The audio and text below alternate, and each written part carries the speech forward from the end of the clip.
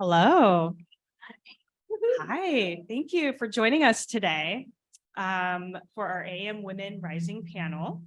This afternoon, we come together to celebrate and recognize incredible achievements and contributions of women. We are delighted to have such a diverse group of guests joining us, each with their own unique perspectives and experiences to share. Our distinguished panelists are here to discuss the challenges and opportunities that women face today and the important role that each of us can play in achieving our gender equity. We hope that today's discussion will inspire, educate, and empower us all to work towards a more inclusive and equitable society.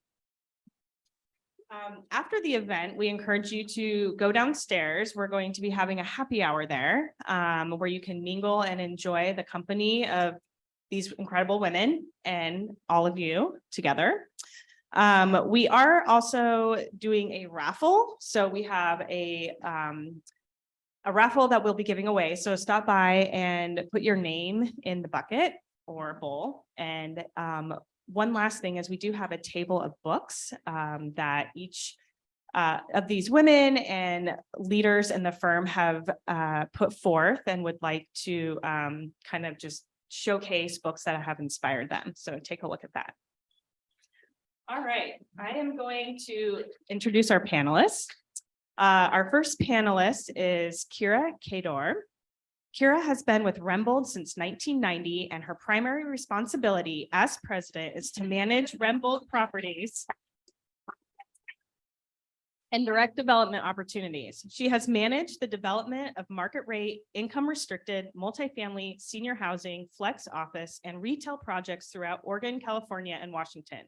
She currently serves as a board of Kuros, PDX, is a member of the Community Housing Fund Loan Committee, and a member of multiple technical advisory groups related to the market rate and affordable multifamily housing development. Thank you. Our second panelist is Han-Mei Chiang. Han-Mei is with Hoffman Construction and is an experienced project manager with a demonstrated history of working on large commercial construction projects. Han-Mei is past president for AIA Portland, currently chair of the Facilities Committee for Pioneer Courthouse Square, and secretary for NOMA PDX. Han-Mei is a licensed architect with a Bachelor of Architecture from University of Oregon.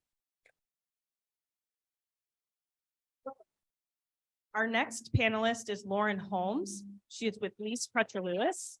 Lauren's favorite aspect of construction is bringing an owner's vision into built reality. She began her professional career in 2005 and is an advocate for women in construction, serving as a mentor to students at OSU and promoting discussions about career paths. Lauren has been a member of NAWIC's Portland chapter since 2005 and served as president from 2008 to 2009, as well as 2014 and 2015.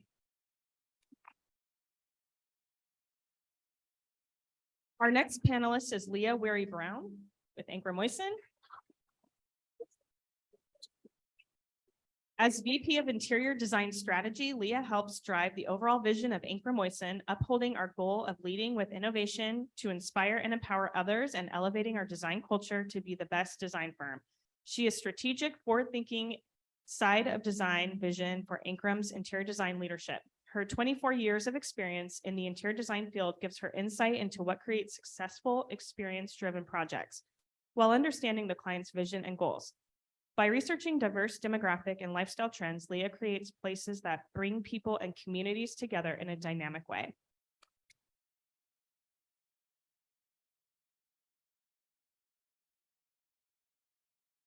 And our last panelist is Jenny Streb. As principal at Samata Consulting Engineers and co-founder of the company, Jenny has built trusted partnerships with clients in both public and private sectors. With over 15 years of experience, she uses her expertise to bring value and insights to community-focused projects throughout the region. She is passionate about using design to drive progress towards social equity and environmental justice. Jenny is a member of AFO, OAME, DBIA, and Society of Women Engineers.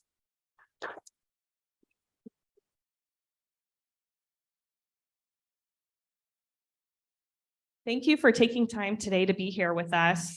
This is a really exciting event, and we're just hoping to learn more about you and go from there. So our first question, we're going to start with Kira, and we've done a bit of research on all of our panelists, and Kira, you are incredibly involved in the community. And so what we would like to know is, how do you balance career, volunteering, personal life, and passions? Or is there such thing as a balance? Well, I guess it depends on the decade you're talking about. Balance is one of those things that is pretty precarious at certain points in a woman's life. I'm sure in men too, but I'm just going to give you my perspective. And as I look back now at this point in my career, I think, why did I do all that? And why didn't I have more joy in doing the things that I did do, and really just focus on the things that brought me a sense of, happiness and satisfaction? So what I think the balance for me in being engaged in community is that when I look around in my daily life, because I'm so lucky to work for a family business, which is giving me a lot of benefits that, not everybody has.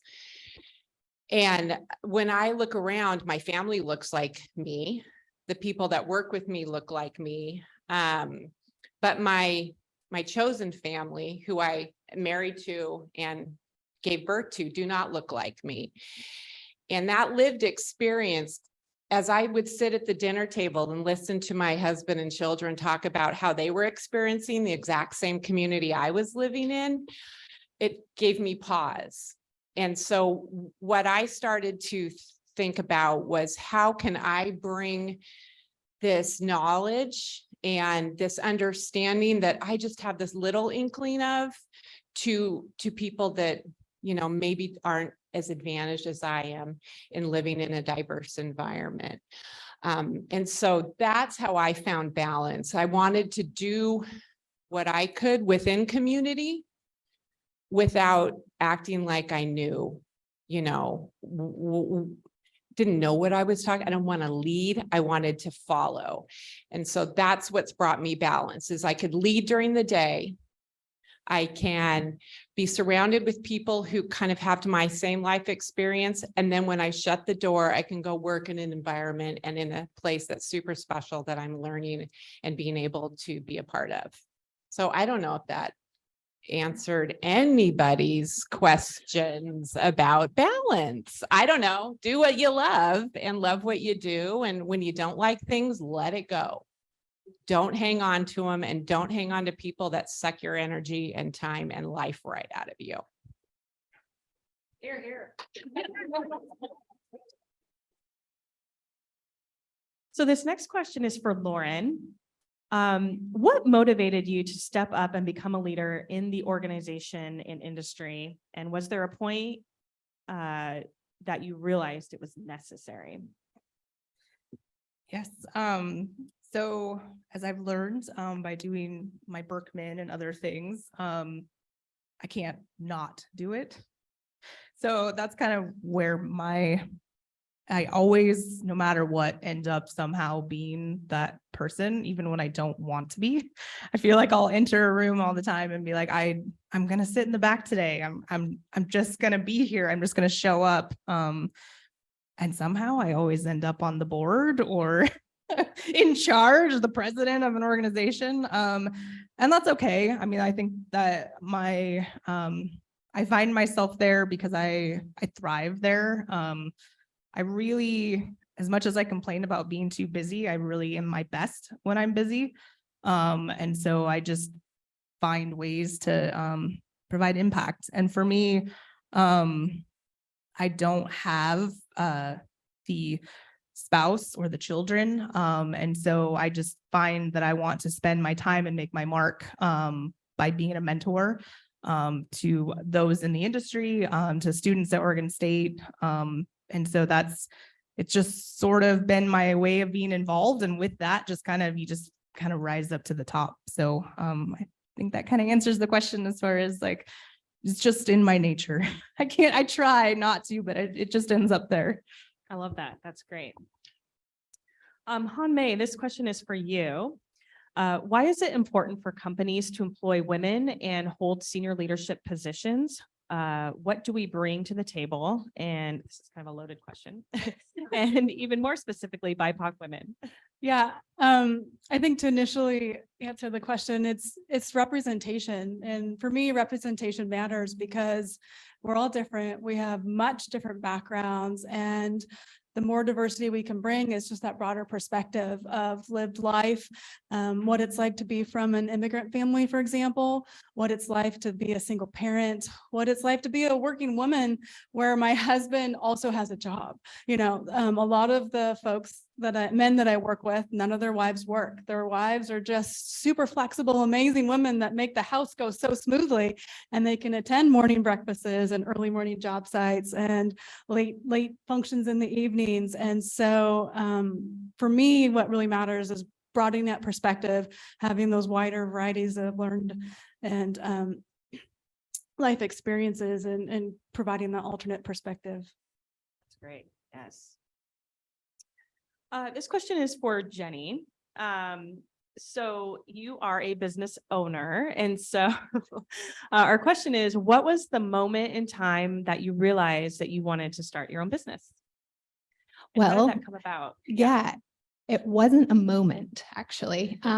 It was really an evolution, a series of kind of realizations where some small, some bigger, where I realized what I was doing wasn't really meeting kind of my fundamental needs. And at the time I was working in a corporate firm with a structure that really wasn't, I would say it was traditional. Maybe that's the best way to say it.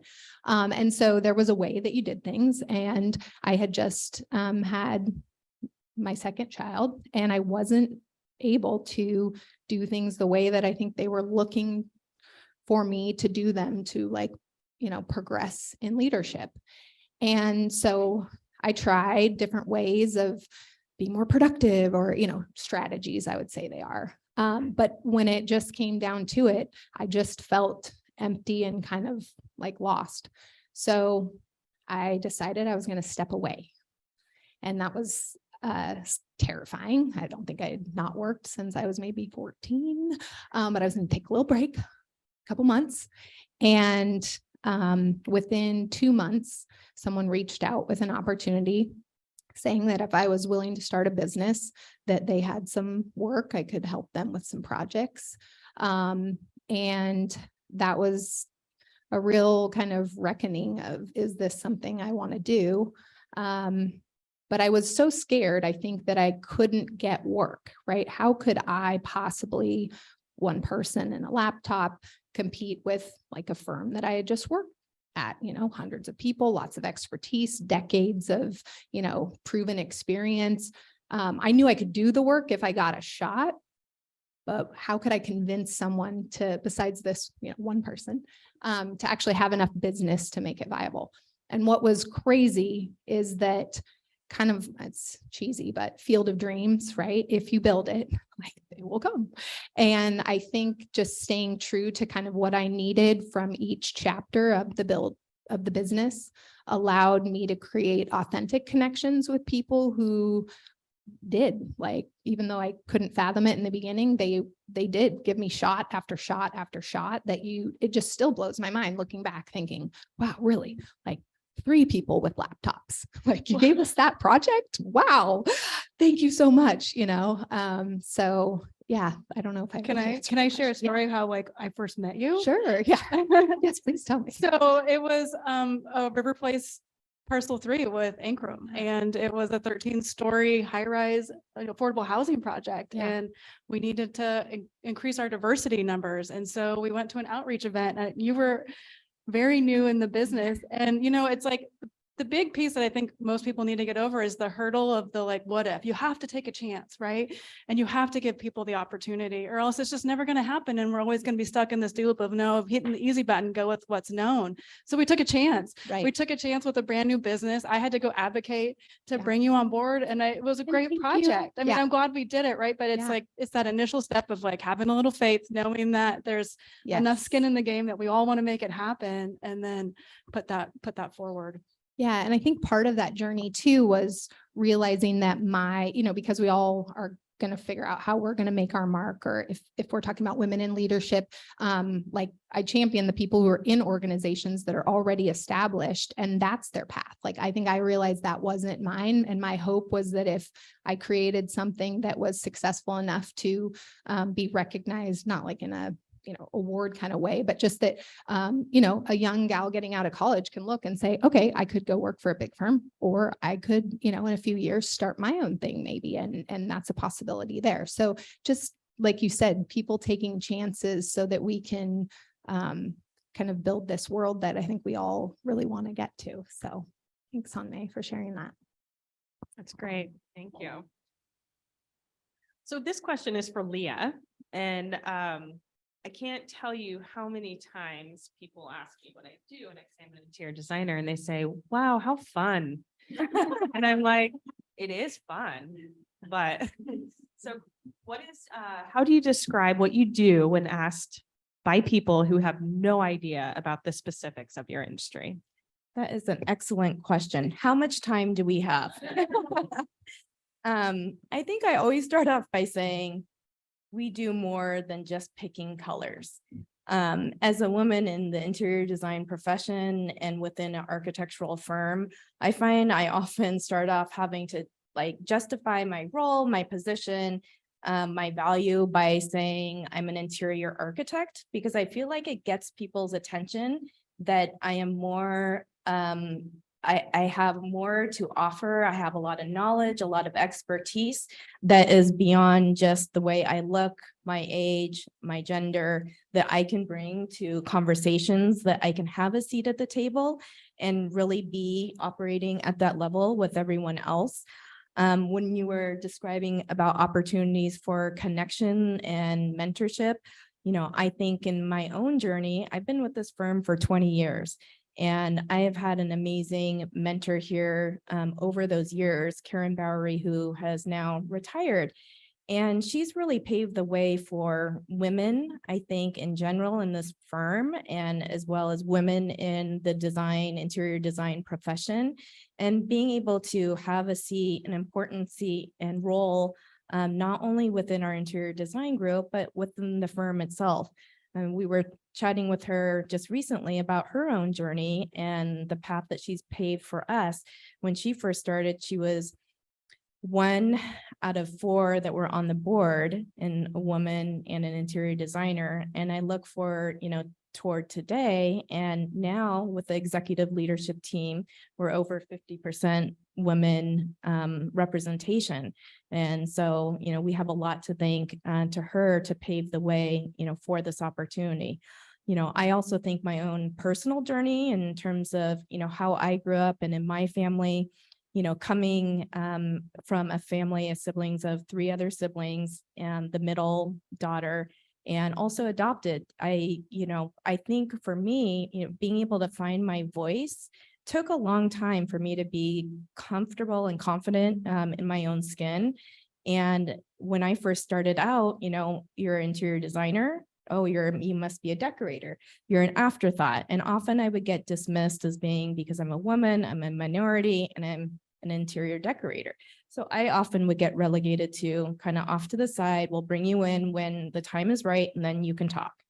But I soon learned that if you really want to have a voice and leadership, you really have to be willing to take a risk and stand out and speak your mind, speak your voice, to be heard. And it took me a long time to gain that confidence. But then once I could really just lean into the person I am and what I can actually contribute and what I can also learn from others, I think that's where the tremendous growth for me happened. And I just happened to be in a really amazing company that has supported women and changes in career and growth, that I am able to do what I'm doing today. Did I think when I started here that I would end up where I am? I never would have dreamt it. But I do remember that Tom Moisan years ago, and he gave a really just memorable kind of rallying kind of speech, inspirational. And he really just was open and saying, anybody, any one of you can be a leader here. And that was like a turning point for me, because I really felt like he was speaking to me and that I could become a leader. I didn't know how, but I knew I could, and I had support from others. Thank you. So this question is for Han-Mei, and it's similar. How did you navigate power structures in architecture and construction, which are both male dominated Yeah. industries? Well, in architecture, I just left. I was an intern, and I just, had to put my years of experience in, and I was like, nope. Put a couple years in so I could get licensed, and that was that. But then I joined Hoffman, and for me, it was like the leash was long. So as much as I wanted to go and run with that leash, they would just let it longer, like just let me go. And so that's what I really loved, and I thrived and found myself where people are asking, will you just do this? And it's like, yes, let's go. As far as like navigating it now, it's just trying to be the squeaky wheel, but not too squeaky, pointing out things like our maternity leave policy, like it's outdated. Let's update it. Let's push for paternity leave too. Let's talk about flexible schedules. Let's find roles for people where they're going to be doing the best that they want to do. Right. So don't put somebody in a role like BIM coordination because you think they're going to be a good BIM coordinator. Let them be the ones to say, yes, this is what I want to do. So finding the voices, trying to be the voice for those that are not comfortable sharing their thoughts, and just being the one to go advocate for change is truly how I've been navigating it so far, and seems to be working for the most part. Great. This one is for Lauren. What has been the most significant barrier that you have experienced in your career thus far? So I kind of struggled with this one, trying to figure out, I think sometimes, especially having a little bit of an engineering background, I think like literal kind of too much. So I decided today that what I wanted to talk about was the barrier is myself. That goes into lots of different things, but also with that, some of the imposter syndrome, like, sometimes even like, I don't have like role models to look at. I'm until very recently, like the only female operations person at the executive level. But even as a project engineer, a project manager, I had no one to look up to and help me.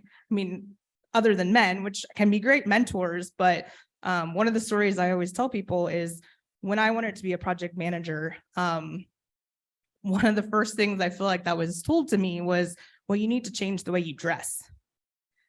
And at the time, to me, being in a job site trailer, having to go out in the field, being dirty, I was khakis and a polo was my attire. That's what I wore every day. And apparently that wasn't good enough. And so I said, well, what does that mean? And they said, well, you need to look like Lisa. Lisa's a good example. Lisa was our corporate HR person who wore business suits to work every day. She was very well dressed, but I was like, seriously? So I went to Nordstrom's and I spent hundreds of dollars buying nice slacks and boots, heeled boots and all this stuff, and showed up on the job site. And I feel like I almost got laughed out of there, not to mention the first day that they were like, all right, let's go out in the field. And I'm like wearing my boots through gravel and ripping up the back of them. Women, you know what I'm talking about. It's terrible when that happens to your shoes. And then being like, going to my boss and kind of being like, are you going to pay for my dry cleaning? Like, this is ridiculous. And so I just think that some simple things like that have just been barriers where I don't have anything to look at. I just don't know what it looks like. And so I've just had to pave my own road in what that looks like. And so myself is the barrier. And I think that's also why I invest so much time in mentorship. I started the women's development group at Leah's Crutcher Lewis, and just really with the goal of just being able to talk about it. And it's something as simple as, what do I wear to my project interview? Like, what do I wear today? I tried on like 100 outfits this morning.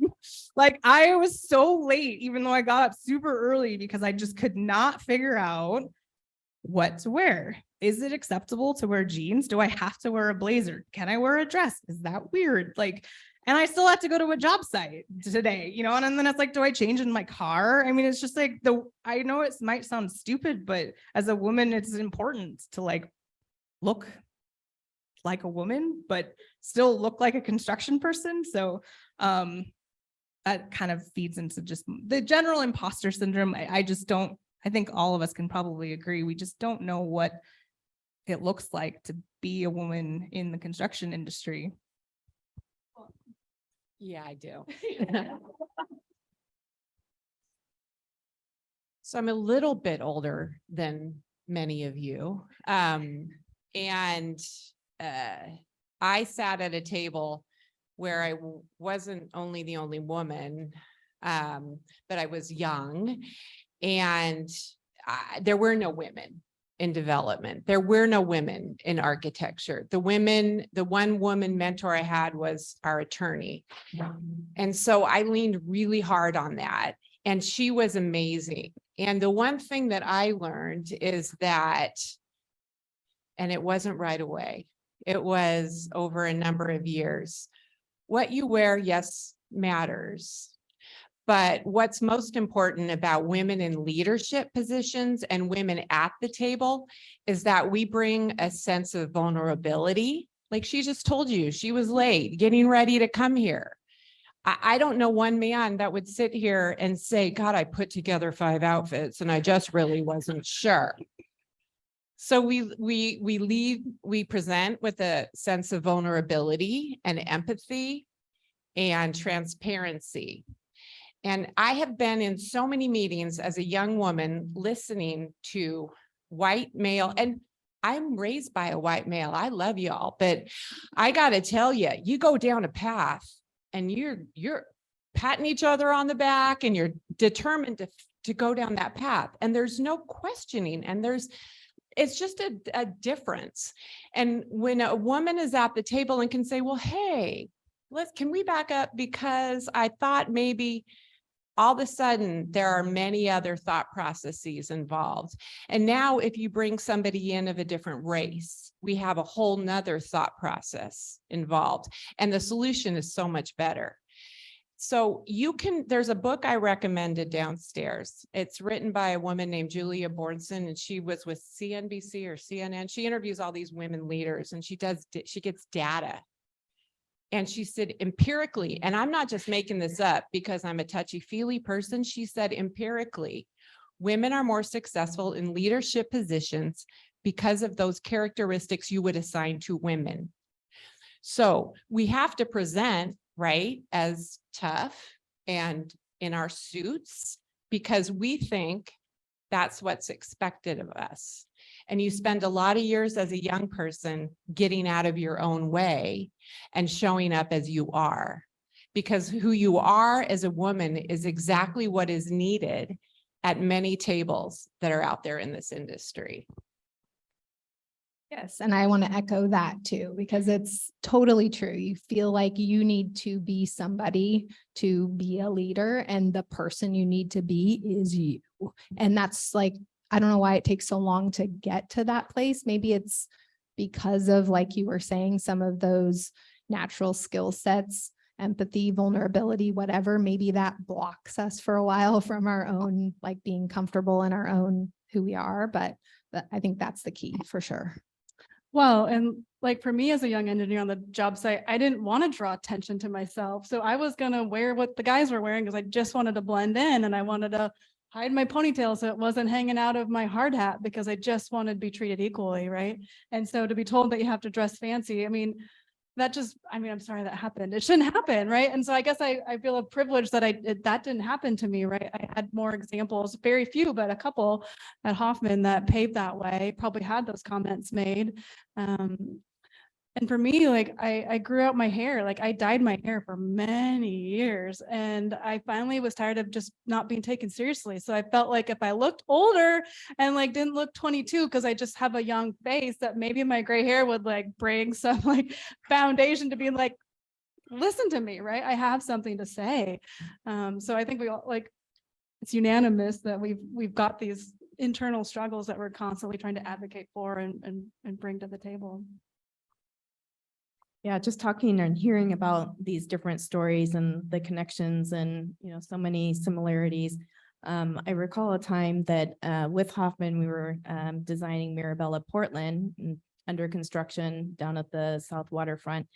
And one of the OACs, I happened to not attend the OAC. And then I hear that somehow I got volunteered as the only person to have an office at the construction site, and I will be going there 3 days a week.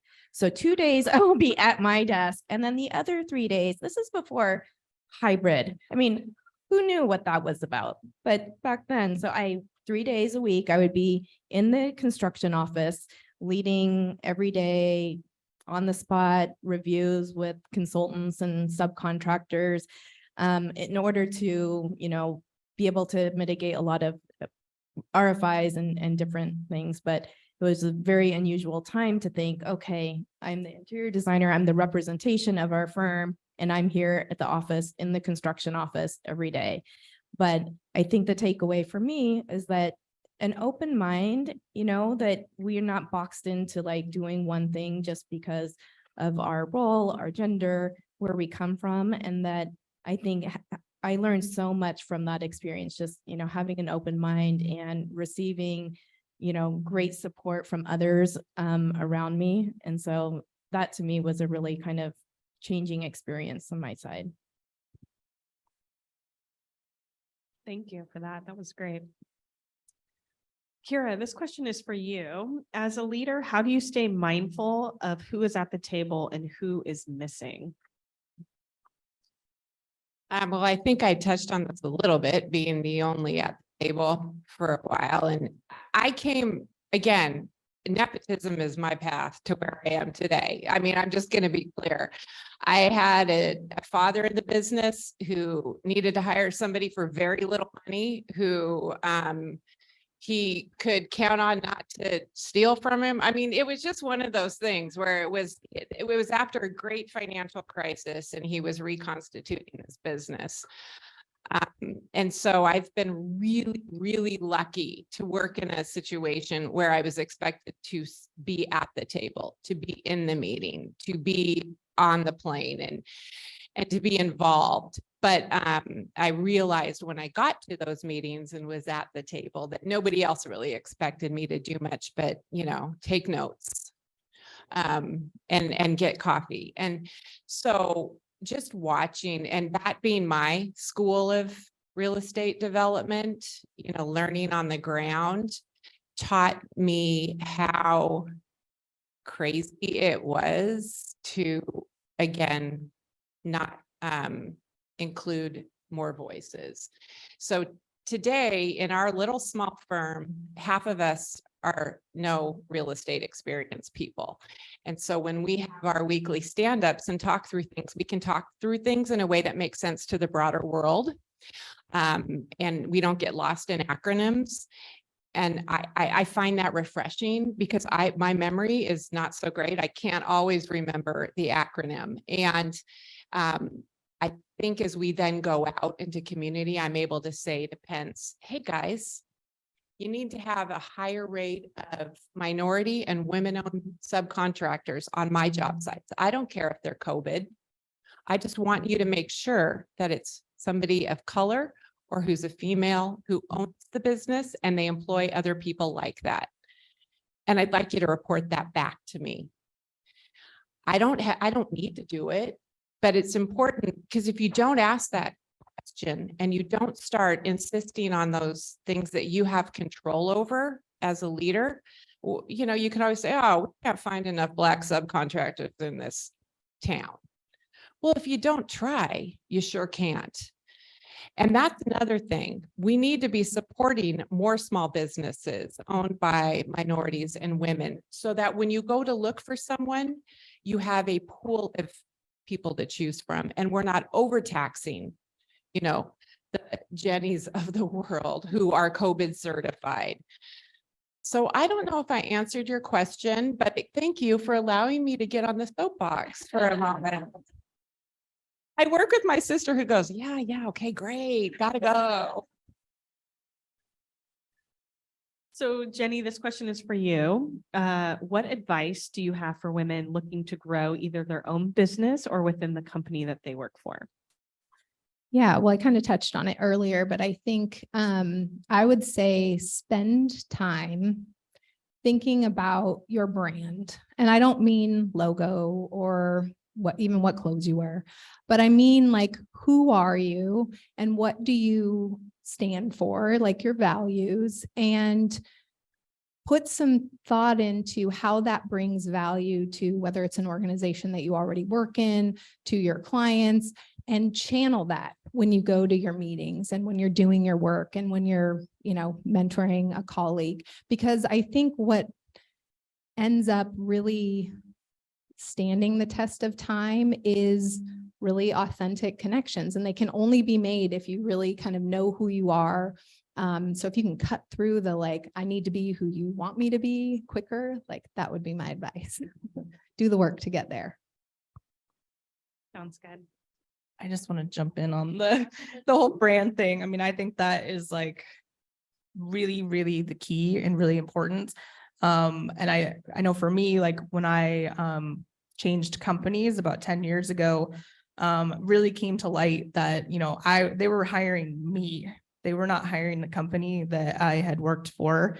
They really wanted to work with me. And as I've continued my career, really getting to start to see that where, and I think kind of going back to some of those traits, like being transparent and vulnerable is kind of my biggest things, is and just being real. I'm not very good at, as my boss says, like the mustache, and I'm like, I don't have the mustache. Like I don't wear it hardly ever. I just am me and down to earth, and I'm going to tell you how it is. And I think a lot of clients and architect teams that I've worked with like really appreciate that. And that really has built a brand that, you know, we want to work with Lauren. And I think that all of us, that's what we really need to do, is what do you want the market to see you as, and that you live those values every day. Well, and it also helps you prioritize, like, for the work-life balance, so to speak, right? Like for me, knowing what my why statement is and why I do what I do has helped me be able to say yes or no to board positions and volunteer things and, you know, speaking on a panel. So if it fulfills for me my why statement, I'll say yes and find that time, because it's easier to do in many ways. So knowing your why, I think, also helps you decide like whether it's worth your time and value to do it or not, whatever the ask may be. I think that is so important. I think the brand and the culture and really just the empowerment to me is super important, and one in which we want to have our entire interiors group feel like they are supported and they have the mentorship and they have the leadership available and accessible to them. You know, I think back to my 25-year-old self thinking the advice that I got then is so different than the advice that I would give today. I mean, the advice then is you're lucky if you can just get in the door, get your foot in the door into the profession that you went to school for, and, you know, hope that you can, you know, just align with the firm. But today, when I think to the advice I would give today, I would really say, look for a firm that fits where you are and it's a cultural fit, because that's going to give you longevity. It's going to give you the opportunities for career growth. Just thinking back, my very first job was the librarian. And because I didn't have any real experience, so that was the only kind of role that they could give me, is just being the librarian. But it really prevented me from being able to move further in a career, because I never could get past I'm just the librarian. until I moved to another company. And when I looked for the second firm I was going to, hospitality firm, I really did search for a firm that would give me the career opportunities and be a cultural fit. And I think that that is so important today and very different. It's a very different kind of shift in mindset to, you know, retaining and getting the best talent and working with the best people. Great.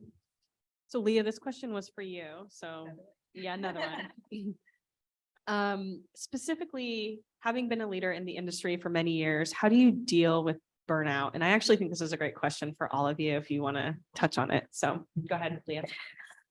I think now that we're resuming more to being in the office, I have so much just, to me, encouragement and inspiration from being around others. I mean, I think back in the, you know, in the pandemic, I mean, it was really just finding inspiration that I can find on my own.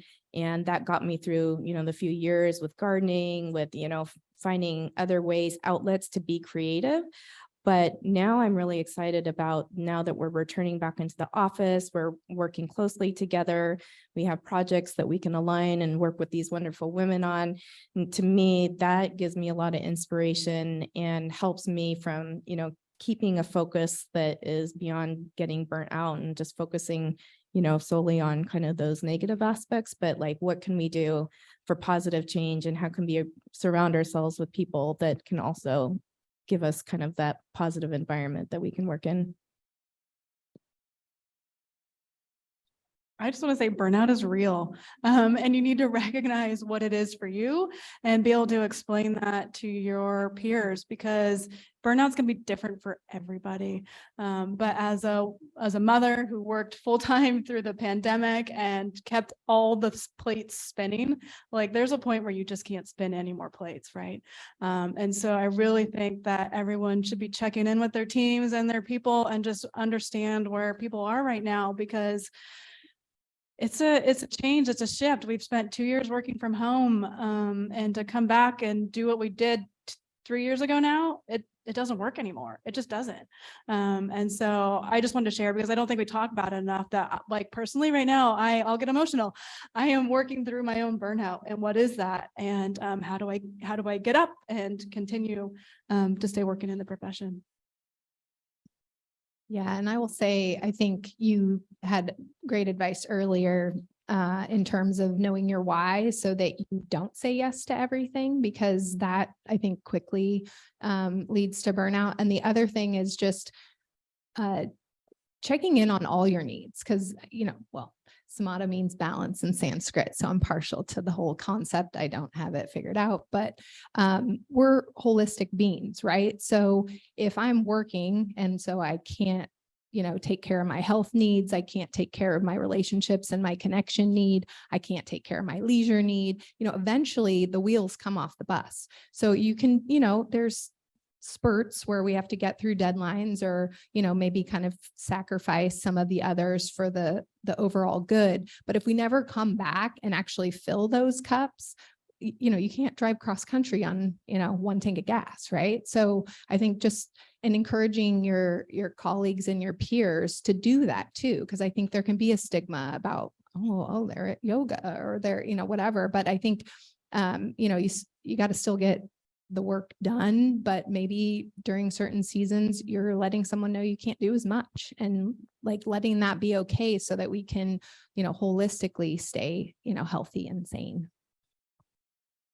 And I think kind of understanding the why, so you can say yes and no, but then also like truly understand what does fill your cup up. And sometimes that still can be work, and to advocate for what fills up your cup. And so I've spent the last year with my hair on fire doing way too much. And my boss was trying to tell me, you got to cut things out. And the first thing he wanted to cut out was my mentorship of Oregon State students in the fall term, getting them ready for a competition. And I just said no. I said, I know this puts more on my plate. It's long days, but I love it. And I am angry sometimes on the drive down to Corvallis, and but I get in front of those kids and you just see the lights go off and it's just amazing. Like you kind of, even again, you're a little angry driving home because it's dark and it's raining and stuff, but it's just that moment that kind of puts a little bit back in. And then like just to brag about it, like this year's students, it was rough, but they went to Reno and they got 3rd place. And I was on a high for like days for just how exciting it was, that all that effort that I put in and how happy they were and how much they learned. I told my boss that he can never take that from me and that I will try to pull back on it a little bit and not be the only one in charge of it, but I won't ever stop because it puts gas back in my car. Well, I'm hopeful that this younger generation knows how to ask and knows how to speak up and advocate, because as you get older and you've gone through your decades, you sometimes forget. And you also sometimes say, well, God, I did that. I got my kids to school. I got to work on time. I didn't get to go work out. Like there were things you just didn't get to do back in the day. A funny story. I was raised in a family of 3 girls and my mother stayed at home. And I said to my dad, finally one day I was kind of having a breaking point, 2 young kids.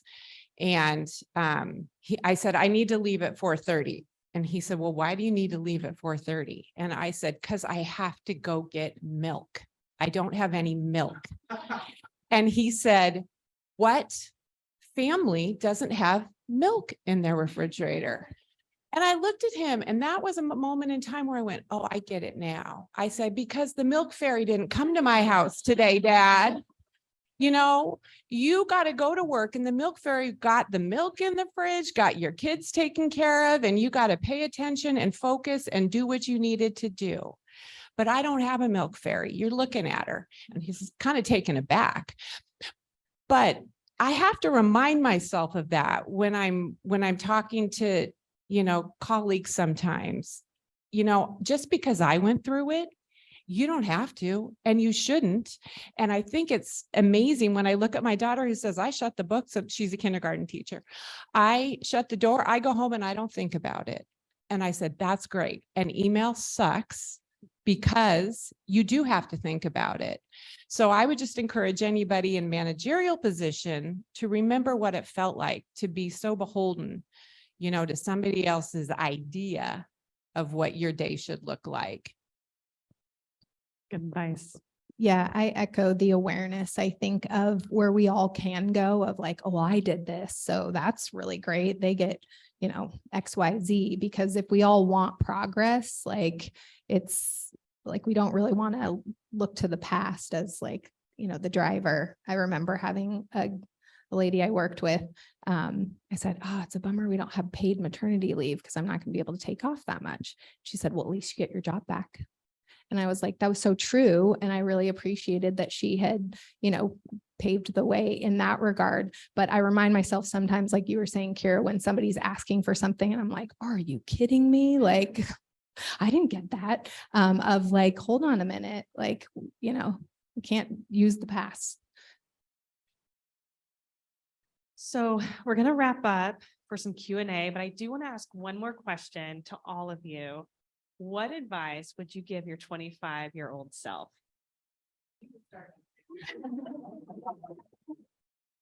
Jenny. Luckily, I feel like I hit a lot of the points, but enjoy now.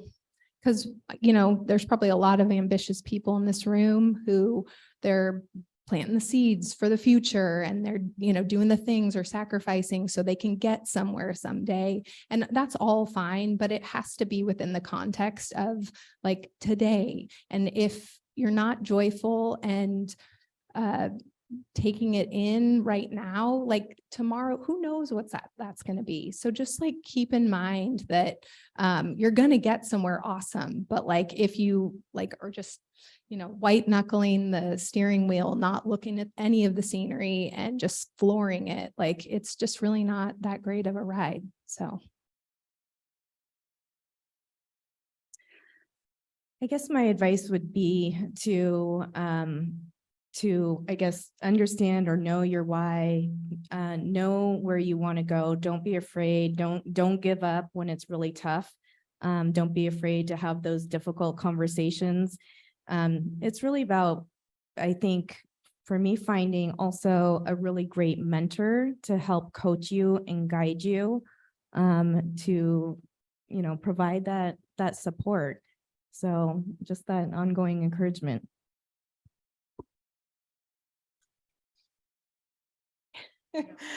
Yeah, I think I would echo a lot of that. I mean, I think all of my kind of really the why, figuring out what's important to you and how you can do that in your job.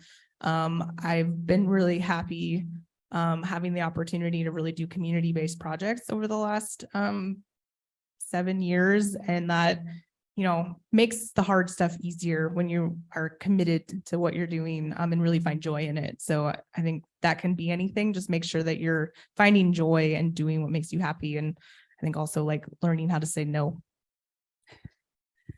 And just don't wait, right? Don't wait for retirement to take that trip. Don't wait for time to slow down so you can go on a hike or do that one thing that you're waiting for. For me, it was really trying to find joy in like 30-minute increments. So, I might not have gotten to Mount Tabor to do a walk, but I made it around the neighborhood, right?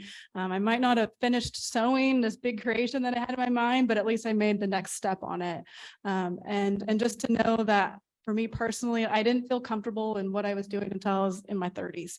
So part of just faking it till you making it and just having that faith that you're gonna figure it out at some point in the future.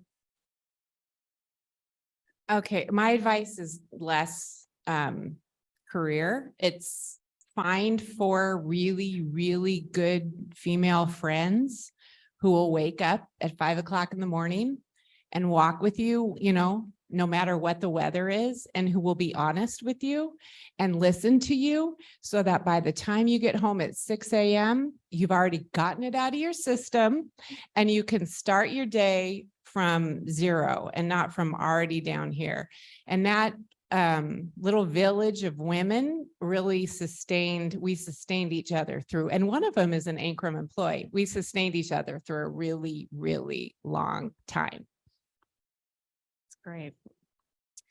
So we are going to do, we're going to open up some questions from Q&A. We're going to take questions online first. Do we have any questions online?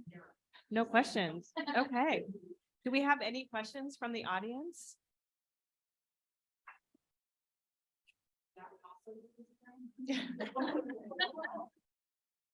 What's your why? All of you. Okay, I'll start. It changes all the time. I think originally because I needed a job and I wanted autonomy because I used to work for Marriott hotels and that will suck the lifeblood right out of you. And then it's because I wanted a little bit of power and it felt kind of good. And then it became because I wanted to say things and impact lives in a way that I could with the skills that I'd gained over my last 2 whys. And so I love nothing more than walking on a job site after spending months and months and months and months with you people, coming up with what we want to build and seeing that building there. The first time it happened, I was like, oh my God, it looks just like the plans. And I don't know if it was Isaac or somebody said, yeah. And then people lived there and people worked there and people got very personally attached to this place that had nothing to do with building it. And at that point is kind of where I am now. And we house seniors who are having a hard time, they're leaving their homes behind. And we house people that are coming into apartments and they all need a place to live. And I love that. I really love having a little piece of that equation of housing people. I think I also want to share like how I got to my why. So I was in leadership training and I had to write what the script I would want at my funeral and who was going to be in my front row and what were they going to say about me. So that was super challenging to just kind of reflect, who do I want to remember me and why? But for me, my why is the pipeline, changing the demographics of who gets to go through architecture and construction and eventually be in the workforce. So for me, it's anything to do with students, getting them excited about architecture and engineering and construction and showing them and having that representation of like, you could be me, this is possible. I think my why has really come from just leaving a lasting impact. And that is kind of where I make all my decisions. I mean, how cool is it to get to say I did exhibits at the Oregon Zoo and everyone's children get to come and experience that joy. And so I get to say that I built that, I did that. And the same thing with the mentoring, like the students at Oregon State are my children. I don't have children, so they're my children. And just that impact that and that brand and that I can create and that legacy I want at my funeral, people to know who I was and what I did. And I'm lucky because some of that gets to be tangible. For me, I think I want to be valued. I want to have a voice and I want to leave a legacy. And I think that's why I really love this profession. Interior design is a very complex profession, and it's more than just picking colors and drapery, but it's really transforming and creating community. And for me, I love to be able to create projects and communities that really leave that mark and creating those experiences for those people that live there. I definitely echo that it changes, over time. And I would say professionally, it's very much, being a part of the progress, like being, getting to a place where you can have influence or whatever they call it to be able to push it forward. So that I remember when we were getting our COVID certification. I don't know if everybody knows what that is, but it's a program, right, to encourage diversity and inclusion. And I was like, I don't want to be like a woman firm. That's kind of weird, like a token or something. But then I was like, well, wait, if in 10 years, this isn't even like an incentive program anymore, then we've done our job, right? Like it just keep that progress going. So that's mine. Great. Do we have any other questions? Oh, we have one online question. What advice do you have for women who want to lead from within? Some may not necessarily want to speak at the table, but want to make a positive impact.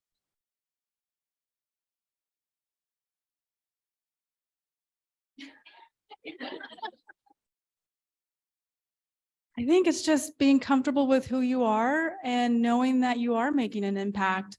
And you don't need to be at the table, but making sure that there is room for everybody, and that all voices are able to be heard. So if there's a quiet one in a meeting, maybe just ask them what their perspective is on it, right? But knowing that we don't all have to be similar, and that having diversity and different perspectives and different values is part of that. And from a leadership standpoint, you also don't want all your firm leaders to be the same. You want your firm leaders to be diverse and have those multiple different perspectives. And so you might not think of yourself as a leader, but maybe you should be, right? And you don't have to be outgoing at the table to also be a leader. I saw one, Isaac. You mentioned a leadership training, and I guess I'm curious to know what that was. Yeah. And what was impactful. And then for anybody else on the panel, if anybody else has had any leadership training to help them. Yeah. So let me just repeat. So the question is, what leadership training have you had? And if anyone else has had any leadership training? The formal training I've had is through Building Champions. It's a local group in town that I think they work nationally, but Building Champions is great. I'm not remembering the book that they have you walk through, but the premise behind it is we spend all this time planning our work. So why don't you plan your life? So spend that time, invest it in yourself. It's a couple hours even to just work through the workbook that they have and plan your life. And it'll change, but you'll have these chapters and you'll have these seasons, and how do you adjust it to the fundamental values that you want as a person or with your family? We use Building Champions too. And it's funny because it's we, right? It's Callie, my sister, my dad, and then a few employees.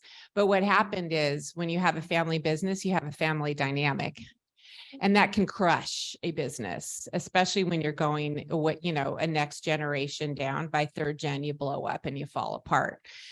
So what we decided is we didn't want to do that. And we worked with Building Champions, and they were really helpful in also helping us form our mission statement. We were just flying by the seat of our pants. And so that leadership piece brought an understanding of all of our employees too, because we got together and we worked together. We did that more for team building than for just singular leadership.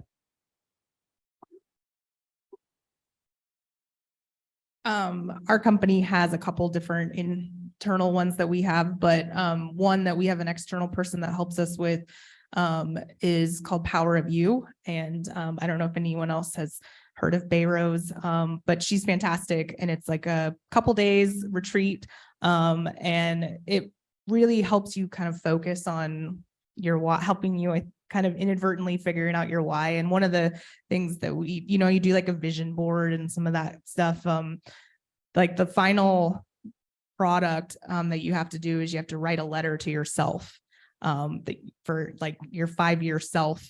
What do you want to have accomplished, or what's your goals, kind of like in a letter form, and then you have to read it in front of the group. And at the time I had never been an emotional person, and I was like bawling. Like it was quite impactful to really just kind of have to put it out there. And when I got done and I went home, I read it to my mom and I read it to my dad, and I think about it now and then, and I'm past that 5 years now, and my decisions and choices have led me in a slightly different way. But I think sometimes just kind of having that, doing that task can be super beneficial.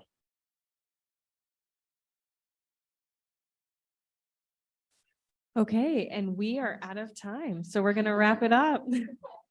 I do want to say thank you to the panelists. This has been really inspiring and insightful. So thank you for donating your time and coming to speak with us. We are going to continue downstairs with a little happy hour. So feel free to stay after, mingle. If you have more questions, please feel free to ask those. I do want to give a couple of shout outs to a few people. Danny, Aaron, Justin, Philo, Ed, Marshall, the entire marketing team, the IT team. You guys have really pulled together. We pulled this event together in a short amount of time, and just really appreciate all the really hard work that you all have done. So thank you so much.